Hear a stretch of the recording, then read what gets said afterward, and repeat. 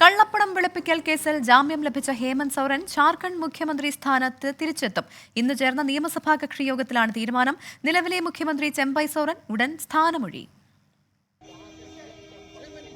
5 മാസത്തെ ജയിൽവാസത്തിനു ശേഷം ജാമ്യം ലഭിച്ച പുറത്തിറങ്ങിയ സാഹചര്യത്തിലാണ് ഹേമന്ത് സോറൻ ജാർഖണ്ഡ് മുഖ്യമന്ത്രി സ്ഥാനത്തേക്ക് വീണ്ടും എത്തുന്നത്.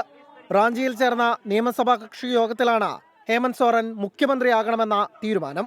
നിലവിലെ മുഖ്യമന്ത്രി ചമ്പൈ സോറൻ ഇന്ത്യ സഖ്യത്തിന്റെ ഏകോപന സമിതി അധ്യക്ഷനാകും. കഴിഞ്ഞ വെള്ളിയാഴ്ചയാണ് ഹേമന്ത് സോറൻ ED കേസിൽ ജാമ്യത്തിൽ പുറത്തിറങ്ങിയത്. ഒക്ടോബറിൽ നിയമസഭാ തെരഞ്ഞെടുപ്പ് നടക്കാനിരിക്കെയാണ് സോറൻ മുഖ്യമന്ത്രിയാകണമെന്ന നിർണായക തീരുമാനം. BJPയുടെ നീക്കങ്ങൾ തിരിച്ചറിഞ്ഞ് നിയമസഭാ തെരഞ്ഞെടുപ്പിനായി പ്രത്യേക കർമ്മ പദ്ധതി തയ്യാറാക്കാനും ഇന്ത്യ സഖ്യം തീരുമാനിച്ചു.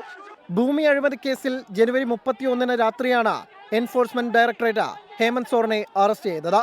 അറസ്റ്റ് രേഖപ്പെടുത്തുന്നതിന് തൊട്ടുമുമ്പ് ഹേമന്ത് സോറൻ മുഖ്യമന്ത്രി സ്ഥാനം രാജിവെച്ചിരുന്നു. 24 ഡൽഹി.